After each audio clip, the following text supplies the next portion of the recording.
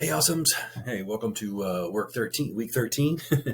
um, Apologize, it's been one of those work filled, crazy weeks.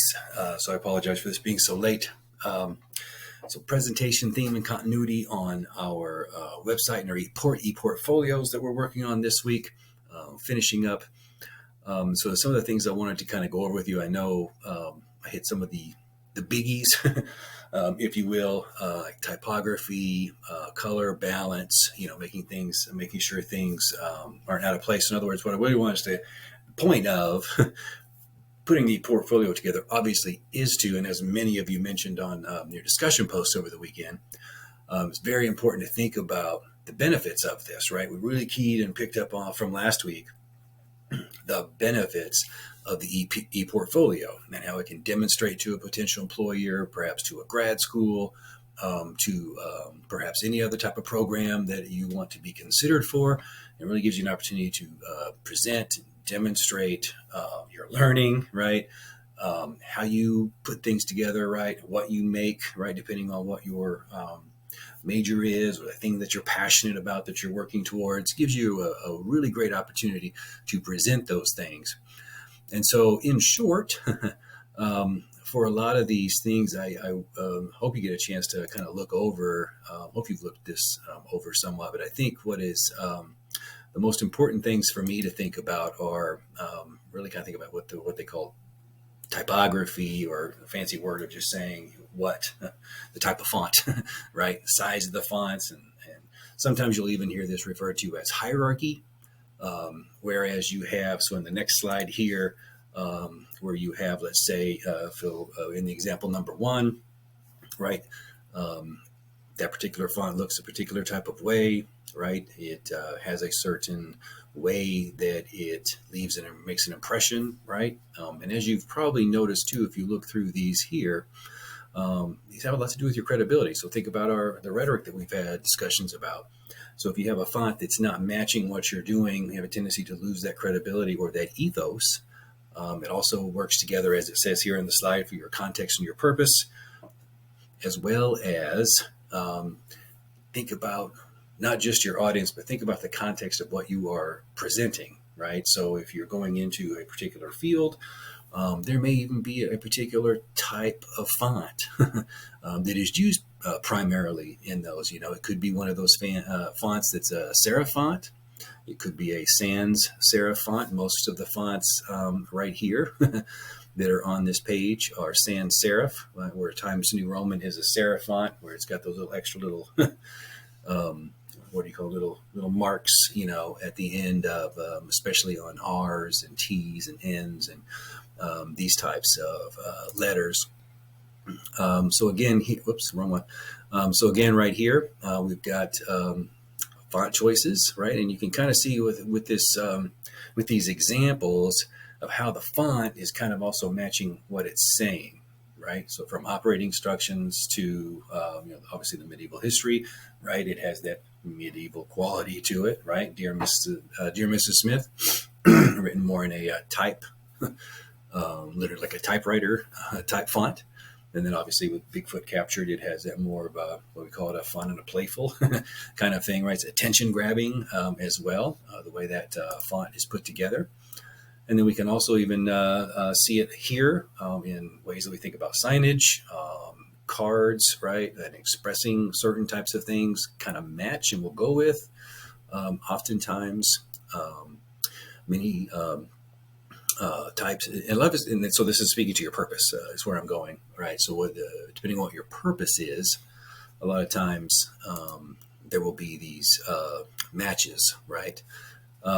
So these kind of things here, how text functions, right? And sometimes the type of text dictates the font choice, emphasis and attention, or is it information? We want to make sure that it's readable, right? So sometimes the more swirly or curvy, right? We might think that it looks really, really pretty. One font that gets used way too often, a lot of times when it often gets mismatched. Comic Sans, perhaps you've seen that one, and then other ones, even something like this, depending on what you're going for, think about yourself after you write something or you put something up, even on with your portfolio, or your, excuse me, you're introducing a portion of your e-portfolio, your web page. Is it easy to read? Is it legible? Can the person read it? Do they have to spend a lot of time trying to read it? And that's really kind of what boils down to a lot of times with font, even when we talk about text and, putting these types of things together for a web page. I always go back to really think about, how legible is this? You would probably not do something that was like so much this.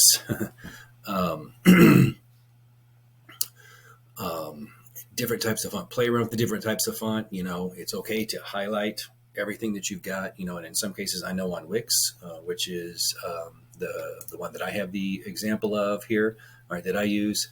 Oftentimes I say if I play with this font versus the font that's underneath it, and even in these these samples that I post on here, even with these in this situation here, I can highlight all this and ask it, okay, change all of it, and then I can take a look and say, okay, is it working, right? Is that font working for this, right? So is the about Corey Hamilton leading into, are they going well together? Because these are two different fonts, right?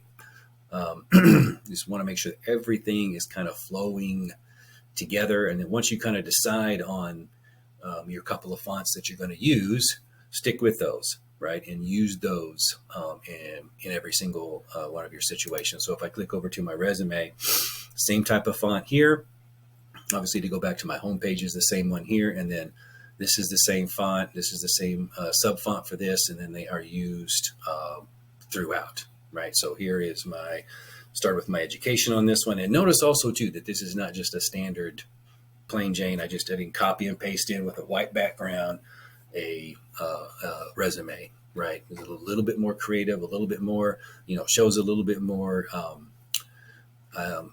in my opinion. Okay. And some of the research, a lot of the research that we're finding out also seems to bear witness to this, that the more care that is put into with the presentation of your resume, well, it's good, obviously, in some cases to have a downloadable copy that you will always have to submit, but being able to show and put your experiences, education, and work together in these types of ways, demonstrate a lot of thought, that you're serious about what you're doing, right? So this all goes back to talking about your ethos, right? You're not necessarily really trying to get a bunch of emotion in this per se. This is really all about building your ethos and establishing credibility with someone who is looking at you for a potential scholarship, or looking at you for as a potential student or recipient of something, or a job, right? Obviously, one of the main ones. Always think about color contrast, right? So the colors I'm using with the black background, okay, in this particular resume and the particular field that I was going into, this was appropriate, right, from the writing samples page that I had, so that the artifacts, for lack of a better term, that I was posting stood out on the black background, but since a lot of the ones I had, with the exception of one down here, would still be able to stand out with the borders that were necessary, and these types of things. So it was kind of a full effort to decide to go with the black background. It wasn't necessarily my first choice, but in the end, it worked out really well. So always think about the color, how black text or different color text looks with different color backgrounds, and so that it's not overly pixelated. So when someone looks at it, regardless of what they're looking at it on, whatever medium they're using, they're able to find it. Avoid this, right? Don't do stuff like that. And mind your photos. Okay. Really, those are really the big ones. Just really think about your choice of typography and the coordination of how these things balance together to put together to really make a good e-portfolio. And in my example here, I've got the different tabs at the top. everything's working together. Everything seems to be put together, and it looks like I took time, to put these together as well. All right, guys, that's it for me for this week. Continue working on those things. E-portfolios, I know you guys know are due over the weekend. I know many of you are still putting together let's see, I think I misspoke. Writing in your field is due, this week. So don't forget that. Let's find out so project 3 is not due till the end of the semester. My bad. Okay. Yeah. So maybe you're not working on this so much, but don't forget your writing in your field is due this Sunday. I know many of you are doing such a wonderful job that many of you have already submitted that, and I've started grading those. Many of you are working on your edits and revisions for the Project 1 rhetorical analysis. So I've graded a few of those. I've got a few more of those to go too. If there's anything else that you need, do not hesitate to reach out to me. Don't forget, I'm at the OC every Monday night, right on campus at